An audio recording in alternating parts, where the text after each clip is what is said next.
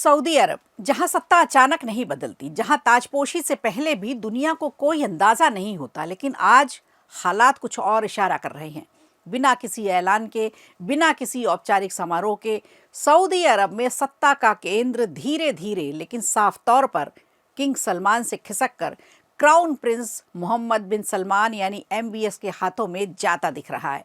तो अब कैसे मक्का और मदीना की सरजमी पर हो रहा है ये साइलेंट ट्रांसफर, सिर्फ सऊदी की कहानी नहीं है बल्कि पूरी इस्लामिक कंट्री के लिए और जियोपॉलिटिक्स के लिए भी एक बड़ा संकेत है। क्या संकेत है ये आज समझने की कोशिश करेंगे। वहीं दूसरी तरफ बंगाल में ममता बनर्जी एक तरफ SIR के मुद्दे से जूझ रही हैं, तो वहीं दूसरी तरफ ममता बनर्जी का गेम चेंजर प्लान अब सामने आ गया है। तो क्या बंगाल में भाजपा को कमल खिलाने से एक बार फिर रोकने जा रही हैं ममता बनर्जी? तो क्या है मास्टर प्लान की इनसाइड स्टोरी, आज इसे भी जानेंगे। और इसके अलावा भजन लाल शर्मा सरकार ने एक ऐसा फैसला लिया है कि सुरक्षा में एक और लेयर बढ़ा दी है। ये पहली सरकार है जिसने इस तरह का बड़ा फैसला लिया है। तो क्या है राजस्थान सरकार का वो फैसला, इसे भी समझेंगे आज के शो में। नमस्कार, खबर प्रधान शो देख रहे हैं आप और मैं हूं संगीता श्रीवास्तव।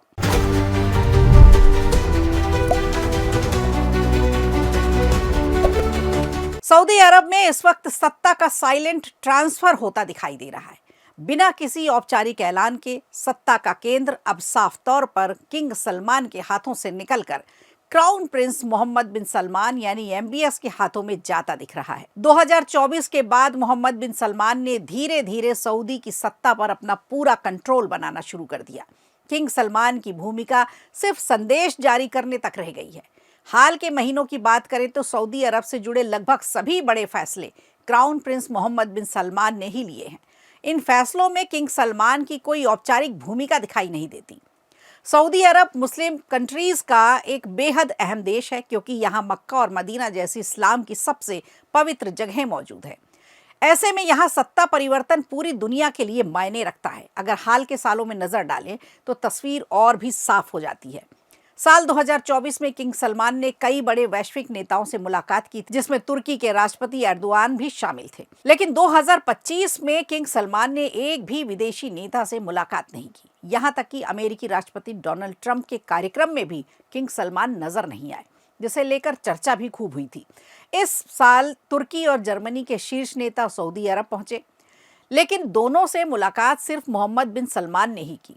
किंग सलमान की भूमिका अब केवल शुभकामना संदेश भेजने तक सीमित रह गई है, ऐसा लोगों का मानना है। 2025 में उन्होंने 7 देशों के नेताओं को ऐसे औपचारिक संदेश भेजे, नीतिगत फैसलों की बात की, तो वहां भी MBS ही आगे रहे। ईरान इजराइल की जंग के बाद पाकिस्तान के साथ डिफेंस डील का फैसला रहा हो, सऊदी अरब में शराब बिक्री पर प्रतिबंध हटाने का निर्णय रहा हो, और यमन में UAE के प्रभाव को कमजोर करने के लिए सैन्य कार्रवाई की बात रही हो, इन सभी फैसलों के पीछे मोहम्मद बिन सलमान ही रहे। कूटनीतिक मोर्चे पर भी MBS ही सऊदी की आवाज बन चुके हैं। जनवरी 2026 की शुरुआत में जब अमेरिका ईरान पर हमला करने की तैयारी में था, तो मोहम्मद बिन सलमान ने सीधे ट्रंप को फोन किया। कहा जाता है इसी बातचीत के बाद अमेरिका ने अपने कदम पीछे खींच लिए। हाल ही में रूस के राष्ट्रपति व्लादिमीर पुतिन से फोन पर बातचीत हुई और इजराइल के साथ नजदीकियां बढ़ाने की कोशिशें, इन सब की कमान भी क्राउन प्रिंस के हाथ में ही है। तो कुल मिलाकर सऊदी अरब में सत्ता अब कागजों पर भले ही किंग सलमान के पास हो, लेकिन असल ताकत मोहम्मद बिन सलमान के हाथों में जा चुकी है।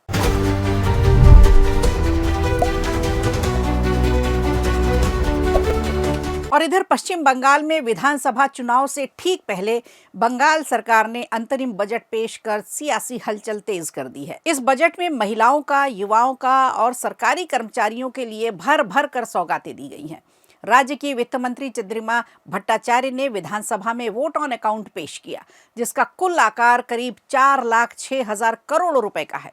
ये बजट वित्त वर्ष 2026 और 27 के लिए है, लेकिन ये सिर्फ कुछ महीनों ही लागू रहेगा। इसके बाद नई सरकार बन जाएगी। तो पूरा बजट चुनाव के बाद नई सरकार पेश करेगी। इस बजट की सबसे बड़ी घोषणा लक्ष्मीर भंडार योजना को लेकर के हुई है। मुख्यमंत्री ममता बनर्जी ने महिलाओं को मिलने वाली सहायता राशि अब बढ़ा दी है। अब सामान्य वर्ग की महिलाओं को हर महीने 1,000 रुपए की जगह अब 1,500 रुपए दिए जाएंगे, जबकि SC ST वर्ग की महिलाओं को 1,200 की जगह अब 1,700 रुपए दिए जाएंगे। ये बढ़ी हुई राशि फरवरी 2026 से लागू होगी और इसके लिए बजट में 15,000 करोड़ रुपए का प्रावधान भी रखा गया है। तो युवाओं के लिए भी सरकार ने एक नई योजना का ऐलान किया है कि बांग्ला युवा साथी योजना। इसके तहत 21 से 40 साल के माध्यमिक पास बेरोजगार युवाओं को हर महीने 1,500 रुपए का भत्ता दिया जाएगा। ये सहायता तब तक मिलेगी जब तक उन्हें नौकरी नहीं मिल पाती या फिर अधिकतम 5 साल तक ये राशि दी जाएगी। हालांकि ये योजना 15 अगस्त 2026 से शुरू होगी। इसके अलावा आशा वर्कर्स का मानदेय भी अब 1,000 रुपए बढ़ा दिया गया है। सरकारी कर्मचारियों की बात करें तो महंगाई भत्ता में 4% की बढ़ोतरी की गई है और 7वें वेतन आयोग को लागू करने का भी संकेत दे दिया गया है। गिग वर्कर्स की बात करें तो अब स्वस्थ साथी स्वास्थ्य बीमा योजना में इन्हें शामिल किया गया है। वहीं विपक्ष के नेता शुभेंदु अधिकारी ने इस बजट को चुनावी बजट बताया है और कहा है कि चुनाव से पहले इतनी घोषणाएं ठीक नहीं है। अब सवाल यही है कि क्या ये बजट जन कल्याण है या चुनावी स्टंट। जो भी हो, चुनाव आते ही वोटर्स की जेबें जरूर भरना शुरू हो जाती हैं।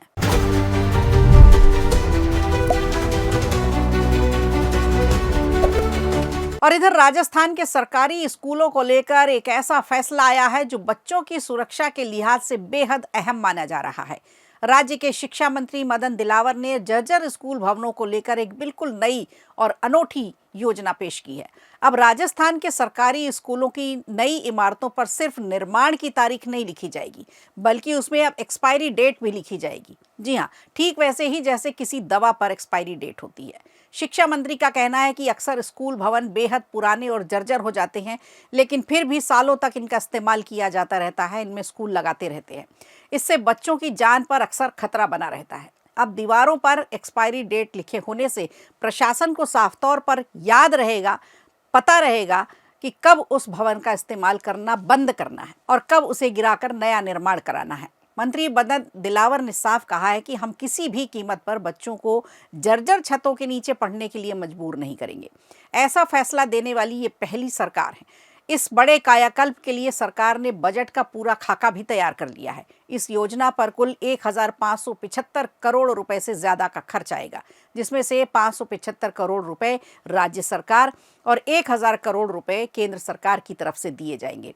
इस राशि से न केवल नए स्कूल भवन बनाए जाएंगे, बल्कि आधुनिक संसाधन और सुविधाएं भी जुटाई जाएंगी। हालांकि इस मुद्दे पर विधानसभा में सियासी तकरार भी देखने को मिली। कांग्रेस विधायक शांति धारीवाल ने जर्जर स्कूल भवनों को लेकर सरकार को जमकर घेरा, तो शिक्षा मंत्री ने पलटवार करते हुए पिछली सरकार पर भ्रष्टाचार के आरोप लगाए। मदन दिलावर ने कहा कि पिछली कांग्रेस सरकार के दौर में घटिया निर्माण कराया गया और भ्रष्टाचार की वजह से स्कूल भवन इतने जल्दी जर्जर हो गए। अब सरकार का दावा है कि पुरानी गलतियों को सुधारते हुए पूरी प्रतिबद्धता के साथ राजस्थान के स्कूलों की सूरत और सीरत बिल्कुल बदल जाएगी। सवाल बस इतना है कि क्या ये योजना वाकई देश के लिए एक नया मॉडल बनेगी या ये भी भ्रष्टाचार की भेंट चढ़ जाएगी। तो खबर प्रधान में आज के लिए इतना ही। दीजिए इजाजत, नमस्कार। वीडियो अच्छा लगा हो तो लाइक कीजिए, शेयर कीजिए और कमेंट बॉक्स में हमें ज़रूर बताइए।